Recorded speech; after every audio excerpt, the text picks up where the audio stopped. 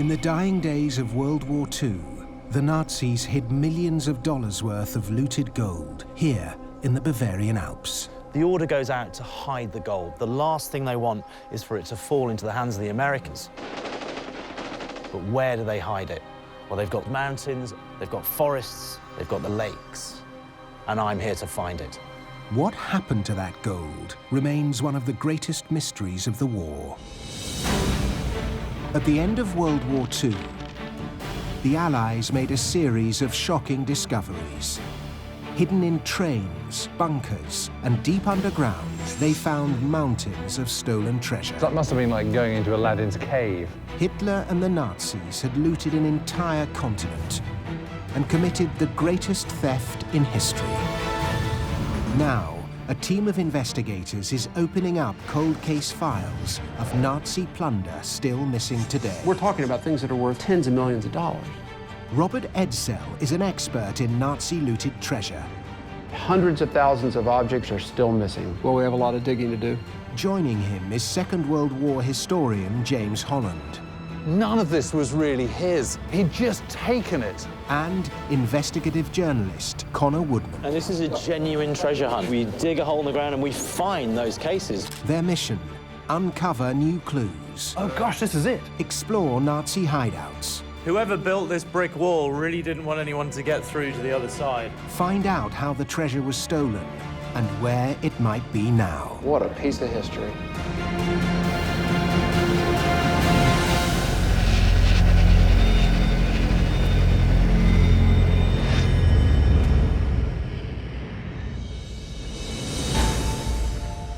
The team is meeting at the headquarters of the Monuments Men Foundation, an organization that has found and returned many looted Nazi treasures to their rightful owners.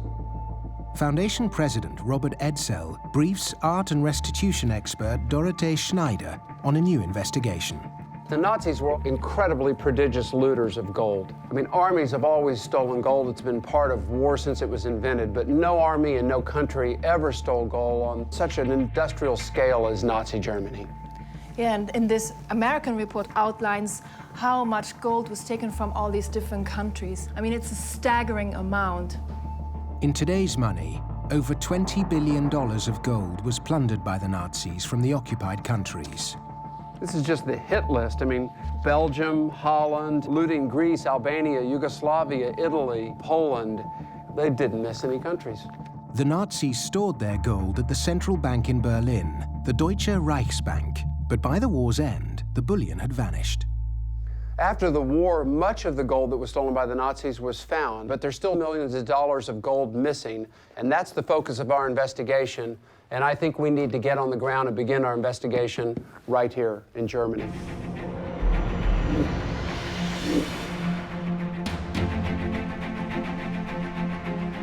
On February 3rd, 1945, the Deutsche Reichsbank in Berlin was almost completely destroyed in a bombing raid.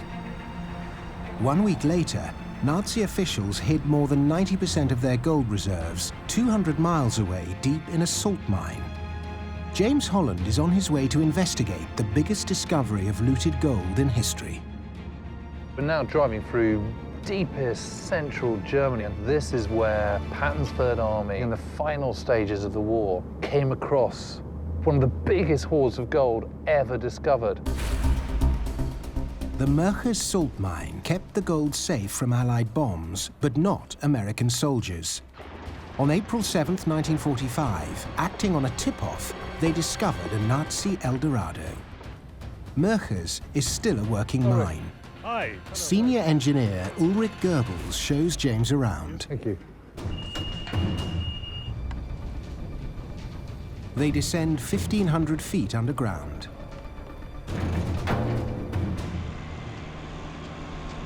I really cannot get over the scale of this place. Over 2,500 miles of tunnels with hundreds of chambers made Murkers an ideal hiding place for the looted gold.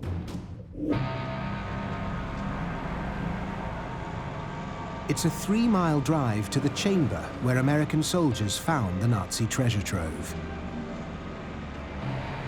Here we are at the gold room now. What an extraordinary place. I'm absolutely blown away by this. See, inside it's rather more strange. Oh, well, let's go and have a look. When the engineers of the 19th Infantry Division arrived here in April 1945, they blasted a hole into the wall. Come in. And were stunned by what they found. Huh. It's a big room. Yeah, around about 15 in width and full of gold, of banknotes and so on. Just covering the entire floor? Yeah. More than 8,000 gold bars have been stored here. All the gold reserves of the Reichsbank in former times. This is just incredible. Today, there are displays here to give visitors a sense of what the chamber looked like in 1945. $9 billion. $9 billion? $9 billion in today's currency. Only the golds, and the banknotes just another $7 billion. That's an astronomical sum, isn't it? To give you an impression, you may see from here on, maybe until here, it was one row after the other bags with gold coins, and from here onwards, filled with gold bars to the end of the room. And here we have an inventory of those things which have been here. British gold pounds, bags, 280. Yeah. God, it just goes on and on. American $20 gold pieces, 711 bags at $25,000 a bag. And you think that's 1945? You can only imagine, can't you, what it must have been like being the Americans who broke through that wall, came in and just saw this floor awash with gold. It must have been like going into Aladdin's cave. Yeah. I mean, it's like something out of the Arabian Nights. Yeah. It was an astonishing haul. But not all of the gold from the Reichsbank was hidden here. There's this interrogation report made by the Allies after they questioned first Reichsbank Director Goller. Well, it mentions Murkers, but it also talks about trucks being loaded with gold in Berlin and headed to Mittenwald. We better get on the ground and see what we can figure out.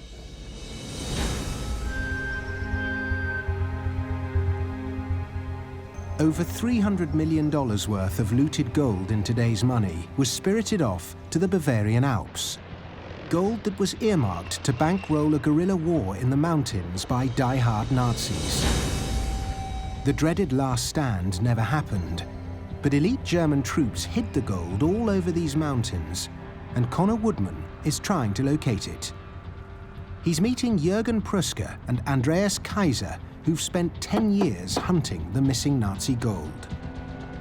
Hi Connor. Hi, Jürgen. Hi Andy. May I introduce you, Connor? Hi. Hi, Connor. Nice to meet you. This is the command center. This is the command center. Here we're planning our expedition using aerial photographs or old maps. And what kind of things have you already found? We'll show you. Let's take a look at these things. These are gold coins. Wow. Oh, that's real gold. Yeah, that's real gold. It wasn't just the Nazi state hiding bullion. As the US, British and Russian armies closed in, Germany was reduced to anarchy. Officers, soldiers and even civilians, fearful of the future, hid whatever gold they could get their hands on, like these coins that Jürgen and Andreas have found. There are a lot of different small caches also hidden down there at the Walchensee from persons who'd like to hide it and wait for the end of the war and recover it and start a new life. But it's the Nazi bullion from the Reichsbank that is their prime target. That's Good what feeling. we are looking for. This is not a real bullion, but it's exactly like the original, which were transported in those bags from Berlin. The Americans found a lot of gold, but there still remains, we are sure about this. Yeah? This, for example, is from Prague. This is silver and silver coins. In 2007, Jürgen found this stash of silver hidden in the mountains. It's from what is today the Czech Republic, and was most probably looted by German soldiers. So maybe this was stolen from somebody. Yeah, of course. Yeah, of course. Connor is joining Jürgen and Andreas to help hunt for the missing gold. Is this the kind of terrain that we're going to be looking in? This kind of lots of trees, Yeah. dense vegetation?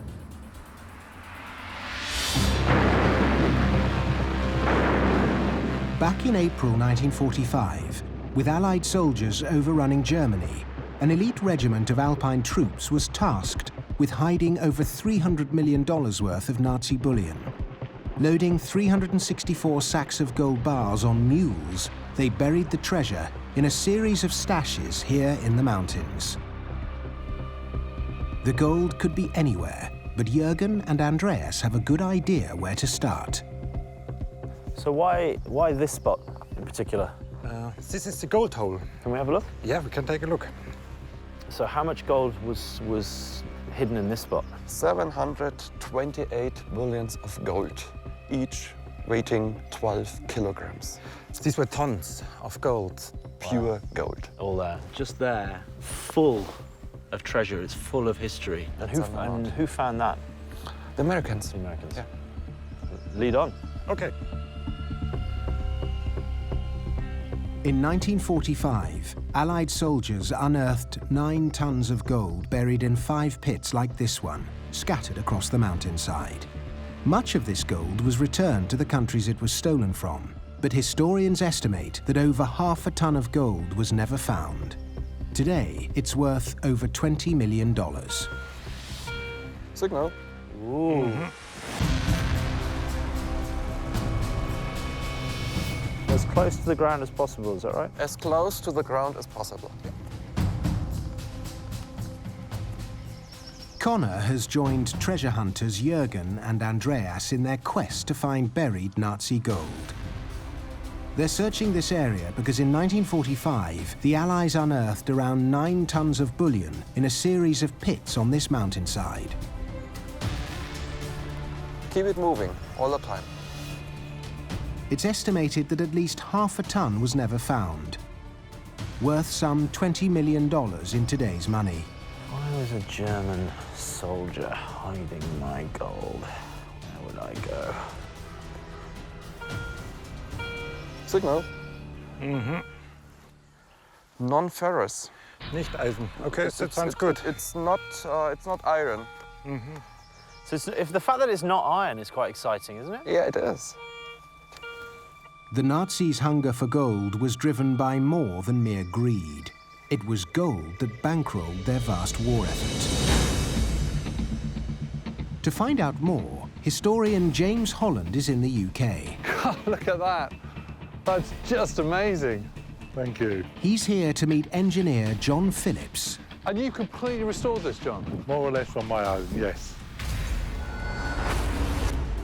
By 1939, Hitler had created a vast war machine. Millions of rifles and small arms, thousands of airplanes and fighting vehicles. All of these needed huge amounts of raw materials. And to pay for them, the Nazis needed gold. And that included the Stug armored vehicle, like this perfectly restored model. So you got lots and lots of steel in the tracks as well? Yeah, that's manganese, high manganese content, very expensive to manufacture. But it's amazing, isn't it? Because you look at this and you just think great big lump of steel. Yeah. But actually it's got all these other metals in it as well. Each Stug weighed 24 tons and cost the Reich the equivalent of 30 kilograms of gold. And you know, there is a lot of raw materials here, aren't there? In just one tank, and then times that by 10,000, and then times that by all the Panthers and Tigers and Mark IVs and all the other stuff, and you've got a major problem. And this is still in running order, isn't it? It is, yes. Can we give it a go? Of course.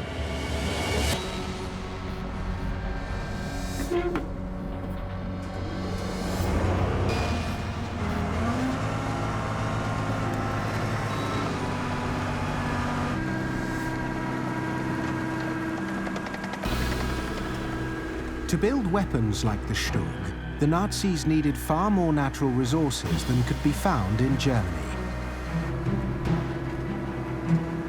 So they had to buy these resources from neutral countries and pay with gold. And when they ran down their gold reserves, they began looting the gold of others. What an experience. Thank you. Connor, Andreas and Jürgen are searching for gold buried by an elite unit of alpine troops. Seems quite big. And they think that they may have found something. Wow! That's for the carabiner 98. It's for ammunition.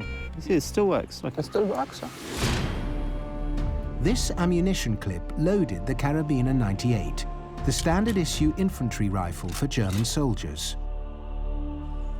that's pretty cool. I mean, it's amazing. The clip still works. It's an interesting find, but the team's sights are set on recovering the buried Nazi gold. Oh, no, this is a nice signal here.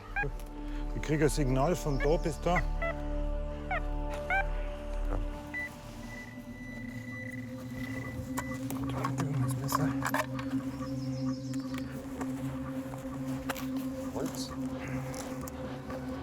Ah, jetzt kriege ich wieder Schatzsucherfieber.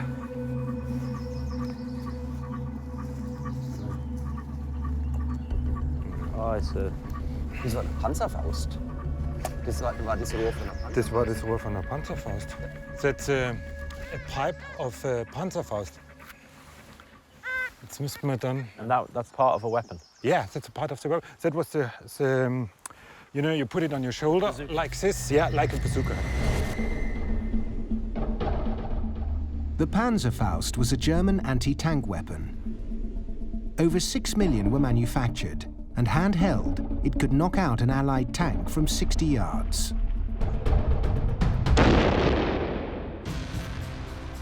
What do you guys think of these? I mean, are these clues for you in what you're looking for? I mean, Well, this is a proof that soldiers, German soldiers, have been here. And those German soldiers were hiding the gold. And so it's a proof soldiers have been here and the gold was hidden here. I mean, this is evidence, isn't it? Yeah. I mean, and you can tell from the dates on the Yeah. bullets that, you know, That's this is Second World War. Yeah. We know that these are Nazi bullets. There were Nazi soldiers standing where we're standing. The team has uncovered some fascinating war material, but there's hundreds of square miles to search. Andreas and Jürgen's quest for the looted gold will likely continue for many months. In Dallas, the team turns their attention to another potential hoard of Nazi gold, an extraordinary discovery 100 miles north of Bavaria.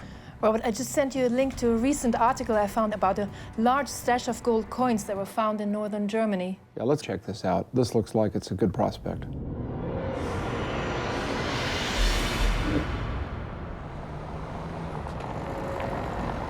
I'm here in northern Germany to meet a treasure hunter who, if even half of what they say about him is true, has made one hell of a find.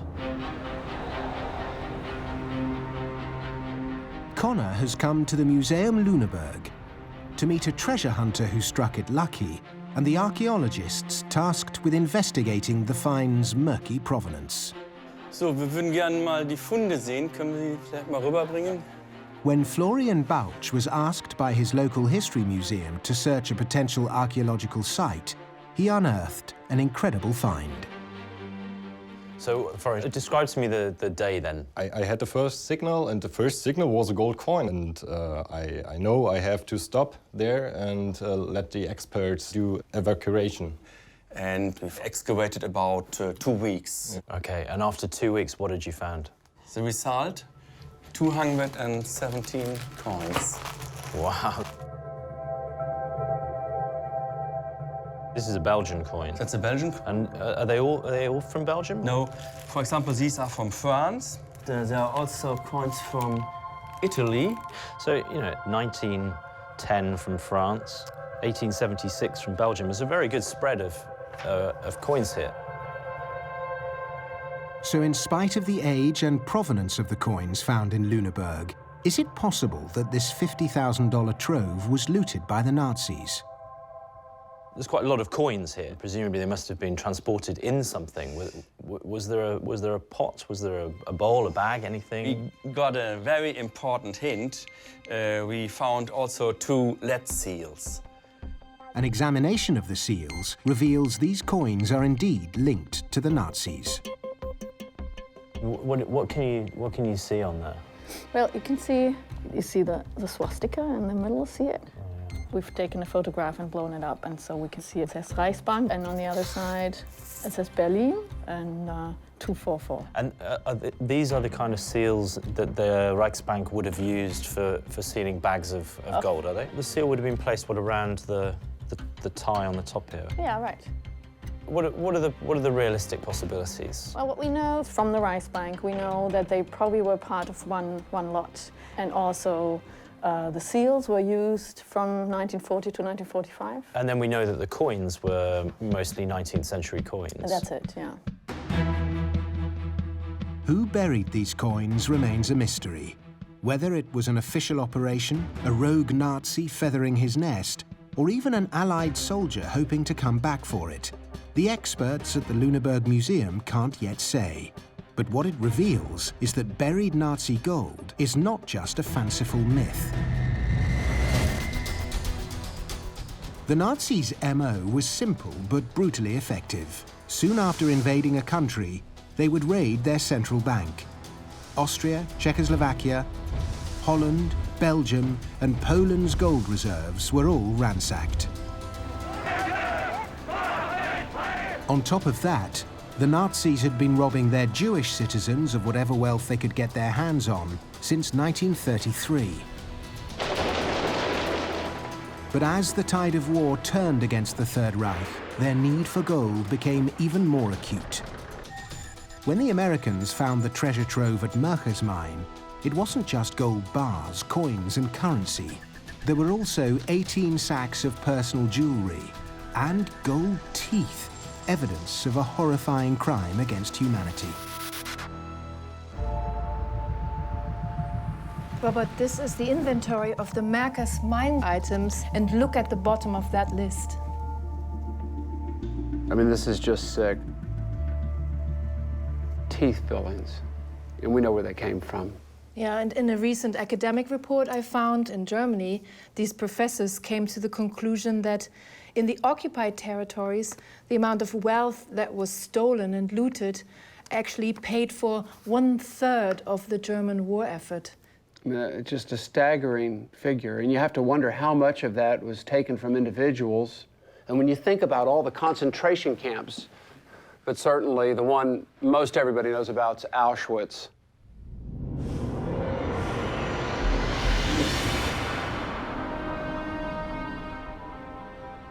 James has traveled to the Nazis' most notorious death camp to learn how it was used as a macabre gold mine.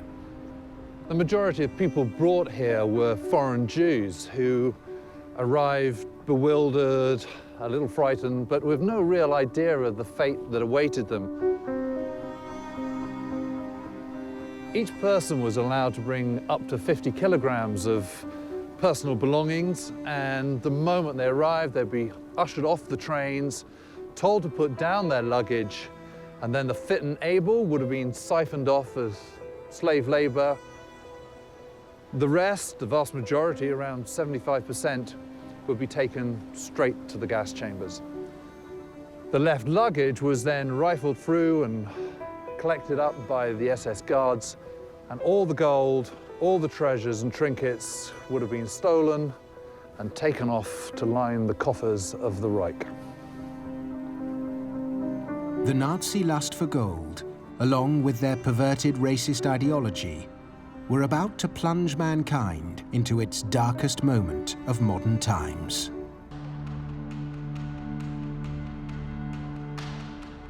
The death camps run by the SS provided a final grisly opportunity for the Nazis to loot gold and other valuables from Jews.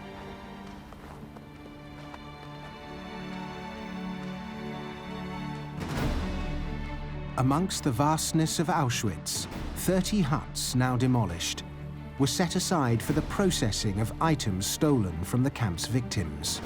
The area was given the name Canada, because in the eyes of the inmates, Canada represented a land of plenty. Prisoners who were selected by the Nazis to sort through the tons of possessions here were dubbed Canada Commandos. Only a handful are still living. But Robert has come to the United States Holocaust Memorial Museum to meet Irene Weiss. Irene was just 13 years old when she arrived at Auschwitz. You've brought some photos here for us to take a look at today. Yes, there were pictures taken by Nazi soldiers of trains arriving, the separation and processing of the prisoners. They're documenting the Holocaust. They're documenting the Holocaust. And These are the men being separated? These are the men separated. These are the women and children on their way to the gas chambers. And these are all of the objects that are piled up, being loaded into the trunk? Well, yes. They're throwing everything out of the train, and then they were brought to this place where later I ended up working and sorting the stuff out. These photographs are a unique record of how the Nazis systematically robbed and executed Europe's Jewish community. And for Irene, their importance is greater still, because by a grim coincidence, they were taken on the same day she and her family arrived at Auschwitz. And I looked at it with magnifying glass, and there I am. This is when my family was separated. These are my two little brothers. This face here, the profile, this is our mother. This is my mother. She is among the many women and children sitting in a wooded area next to one of the gas chambers, waiting to enter. They were sent straight to the gas chambers? Yes. Irene's mother, father, and 4 of her siblings were all exterminated. And so we were in Auschwitz for about a month, and from then on, we were assigned to work in this Canada section, which was just divided by an electrified fence from crematorium gas chamber number 4.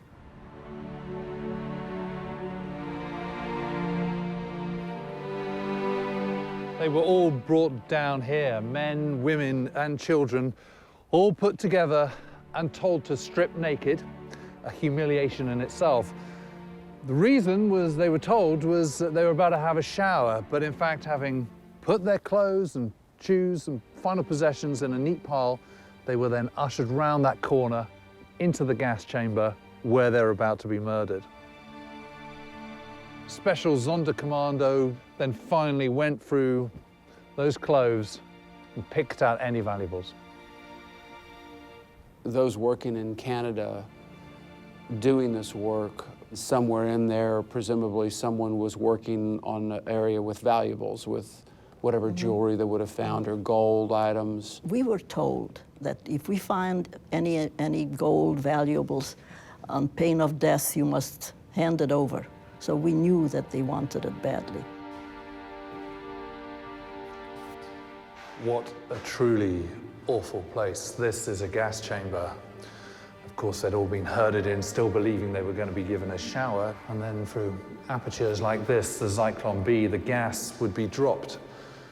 It wasn't a quick death, necessarily. It could take up to 25 minutes, and it certainly wasn't painless.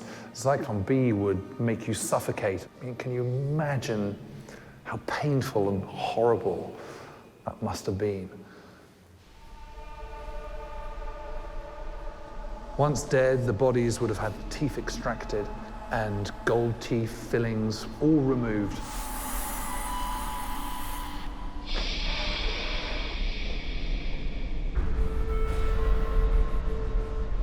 The chimneys belched fire, not just smoke, high into the sky, really flames coming out. So by this time, you could not deny what was going on.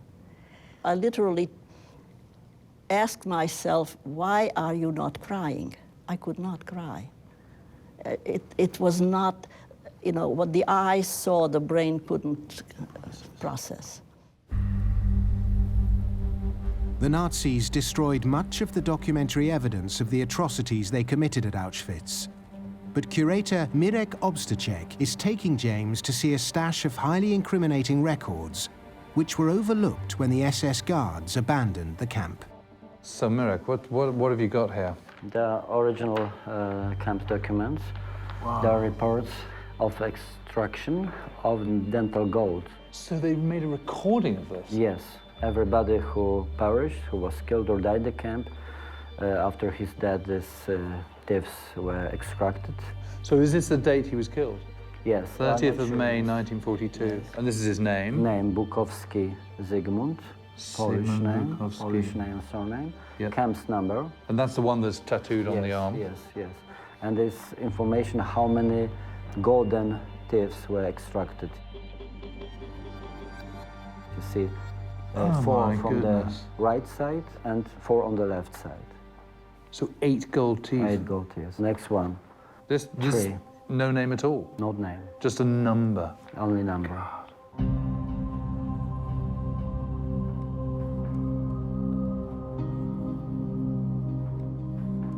So here's someone with 2 gold teeth, and it's just amazing to think that they're itemizing every piece of gold. I mean, there it is, written in bold, gold.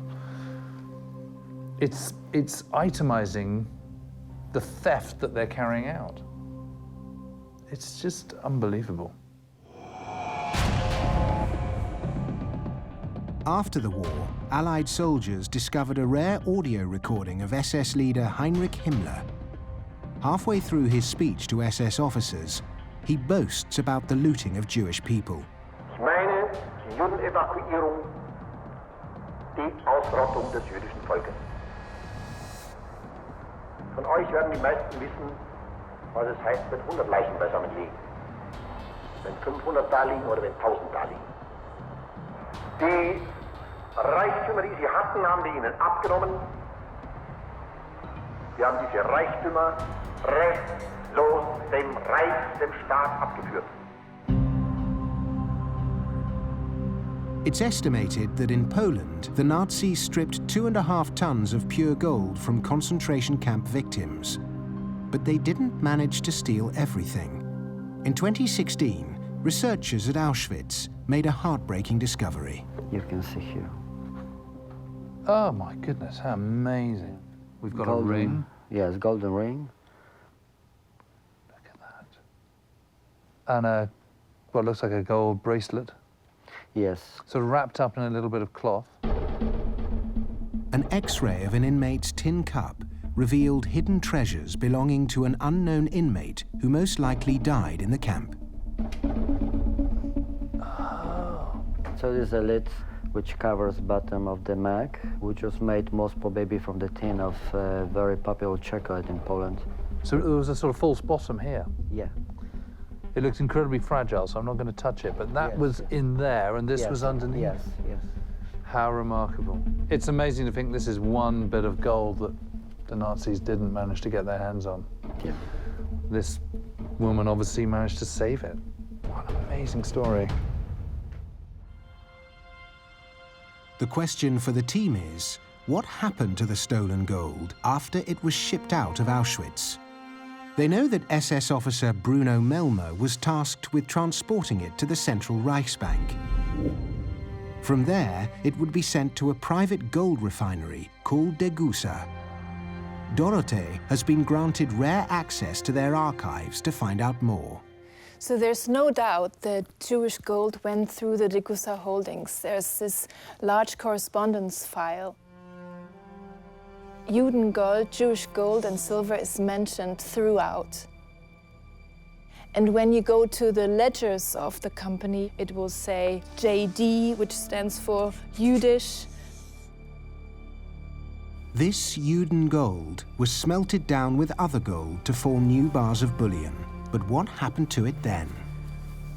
What is interesting is the gold then went from here, from the reserves, and I found a chart. It talks in percentage how much gold went where. 51% into export, which means it went to countries like Sweden, Portugal, from where Nazi Germany had to buy resources. It's damning evidence that some of the gold pillaged from the bodies of concentration camp victims made its way to the so-called neutral countries. Now the team switch their investigation to the way in which the Nazis in these states did business, and all trails lead to one country, Switzerland. Under here, if you're looking for Nazi loot, that's where it could be. The team are on the trail of gold plundered by the Nazis from Europe's central banks and from the inmates of the concentration camps. James is in Zurich to untangle the secret web of big banks and neutral countries that helped oil the wheels of the German war machine. It's amazing to think that during the Nazi period, thousands of Germans were coming here to Zurich, and specifically to here, Bahnhofstrasse. And the reason they were all coming to Bahnhofstrasse was because this is Swiss Bank Central. This is where all the major Swiss banks had their offices. The Swiss banks were notoriously secretive when it comes to their role in World War II. So James is meeting Susan Ronald, a former banker and expert on how the banks and the Nazis did deals. The interesting thing was Germany tried to sell gold in exchange for war material that they were buying from Portugal, direct to Portugal. And Portugal refused. What, resources like bauxite? Portugal absolutely, totally refused. And they actually wrote, they didn't write to Germany, they wrote to the Swiss Banking Association, and they said, we cannot take gold anymore directly from Germany. What we can do is take gold from Switzerland. Countries like Portugal did not want to be seen openly accepting plundered gold, so the Nazis desperately needed a country that could wash away its dark provenance. So what happened was the Swiss came up with a system of cloaking the gold. They would take in the gold, rebrand it in some way, and send it on to Portugal in payment. And then they were fine. Then they were fine. They must have known it was still as Of course they did. So all that, it's not through moral scruples, it's just through covering their backs. No, it was more a question of, we think the Allies are going to win the war. We do not want to be punished. Just how complicit the Swiss were in dealing Nazi gold is still a hotly debated issue.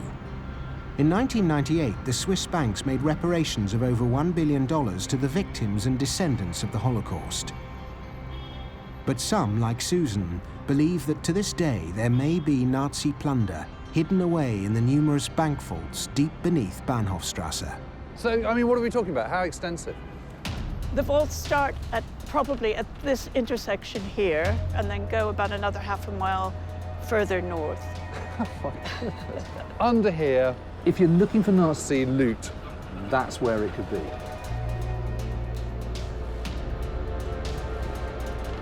If an account remains inactive for 60 years, which all of the Nazi gold has done, then it belongs to the Swiss government.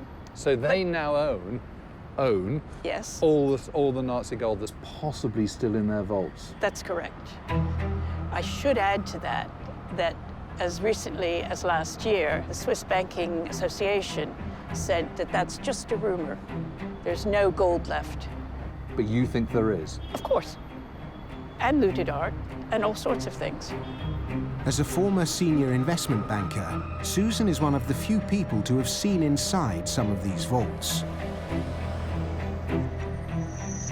My first vault, they actually had a gold room. What do you mean? The gold room was filled with ingots of gold. What, just all stacked up? Yeah.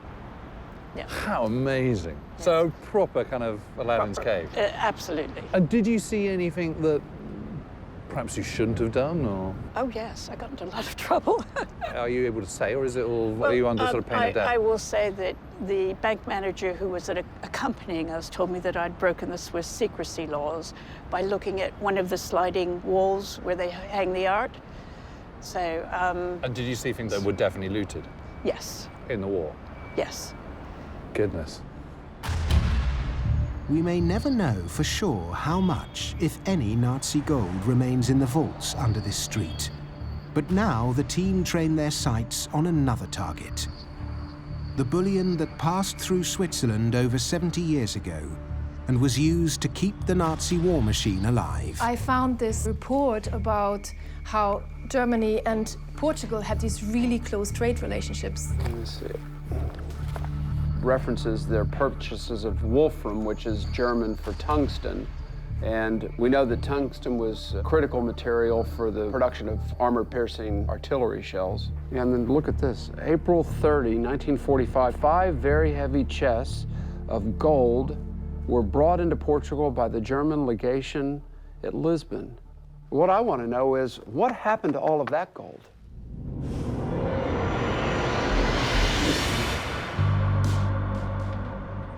Connor has flown to Lisbon to investigate the Portuguese connection. 75 years ago, the city was a hotbed of spies, intrigue, and crooked dealings. The perfect place for high-ranking Nazis to barter their plundered gold for raw materials.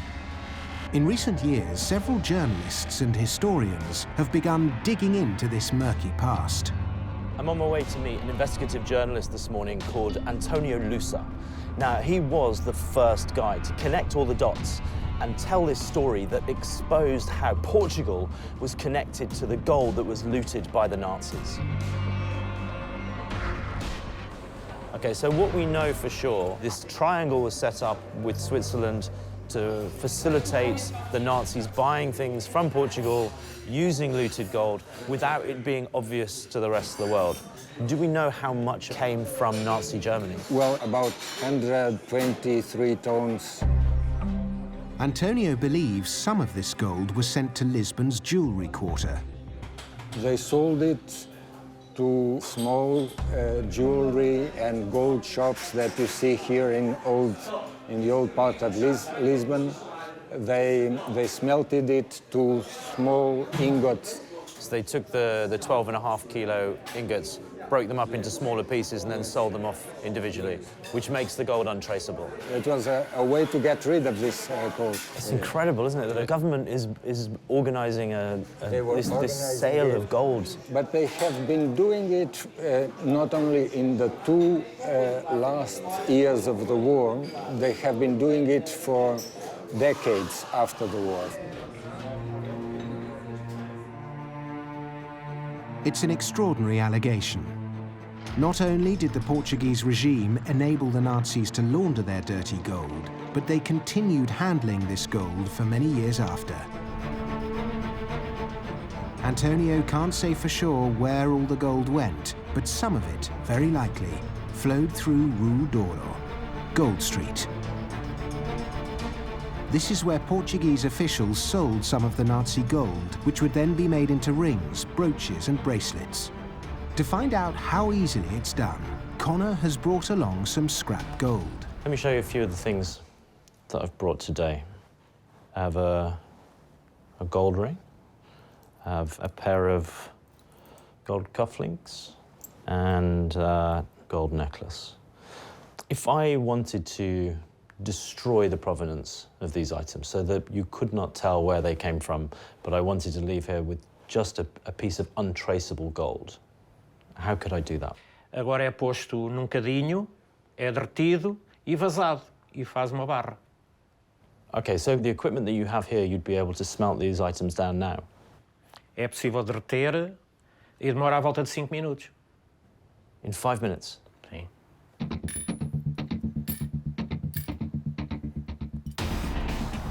He looted the national gold reserves from the occupied countries. He stole the wedding rings, jewelry, and gold teeth from concentration camp victims. For Hitler, gold never lost its luster. It was the currency that would pay for his 1,000-year Reich. But of all the looted Nazi treasure that went missing during the war, gold has proved to be the most difficult to track down. There's no way now of telling where that came from. Sim, o ouro é fácil, depois de derreter, ninguém sabe o que lá estava.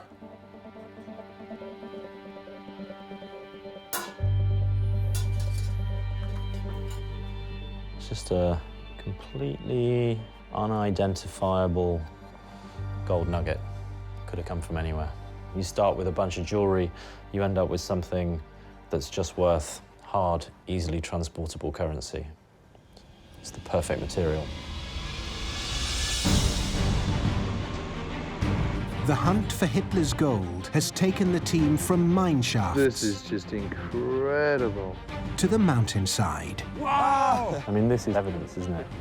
to a survivor of the Holocaust who witnessed firsthand the Nazis' greed and inhumanity. These are my two little brothers. They were sent straight to the gas chamber. Yes. Of all the looted Nazi treasure, gold was the most precious. It was the lifeblood of the Third Reich, an element so vital they would do anything to get their hands on it.